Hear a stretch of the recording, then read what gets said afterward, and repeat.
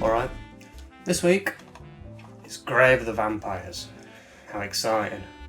So it's an American horror film from 1972, directed by John Hayes, not John Hughes like I keep nearly bloody saying, who has done nothing that I've ever heard of. And it stars William Smith from Maniac Cop and Michael Pataki from Halloween 4. And I'm going to warn you now, this is not a great film.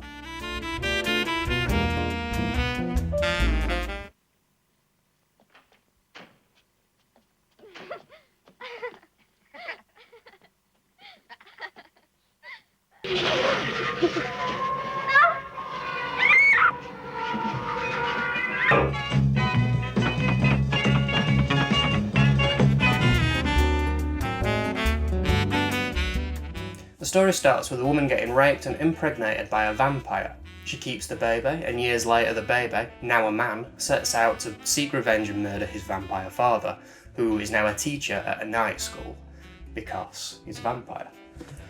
This is a very boring film.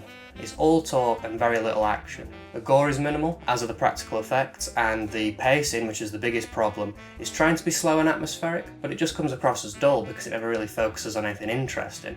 Also, the plot beats are very obvious, and it just kind of ruins any engagement you've got with the film, adding to the overall boredom.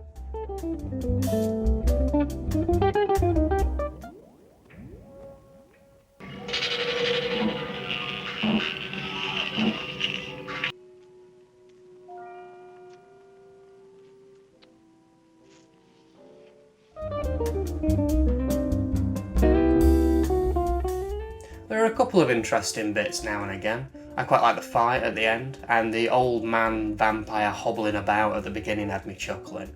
And there's the odd bit of naff acting and weird line. But outside of that, the whole film just kind of felt soulless and bland. A little bit like a vampire, really.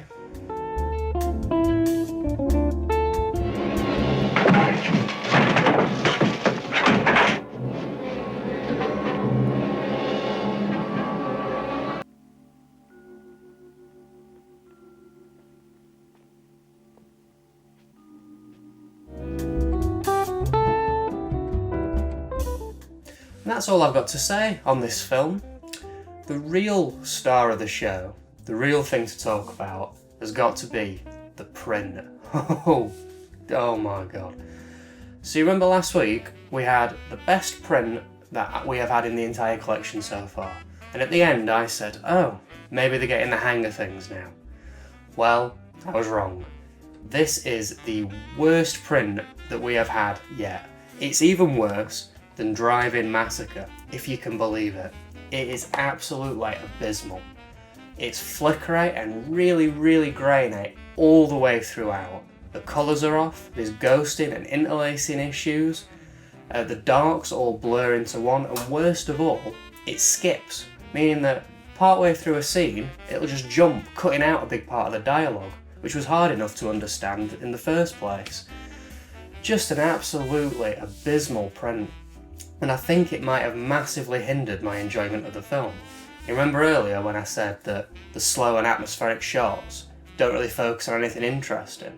Well, they might have been focusing on something interesting, but I just couldn't make out what the hell was happening. Here's some examples.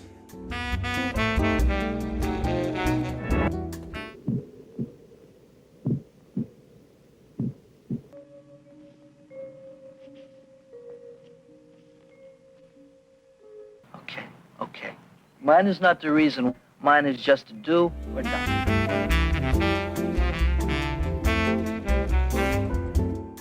And let's take a look at the case.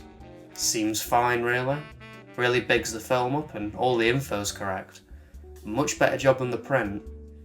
And on the disc, we get nothing new. Same old stuff, but once again we do get everything. Overall then, I found this to be a dull and forgettable sit. Did get a couple of laughs, but that's about it. And what made the whole thing a hell of a lot worse was the terrible print. It was barely watchable and it looks like they found the negatives in the bin. If for some reason you are interested in checking this out and you want the upgrade, then I'm afraid you're out of luck for the UK unless you're willing to import. Now there is a version on Amazon Prime, and I thought, ooh, I wonder if it's a different, better print, maybe the print for the American Blu-ray.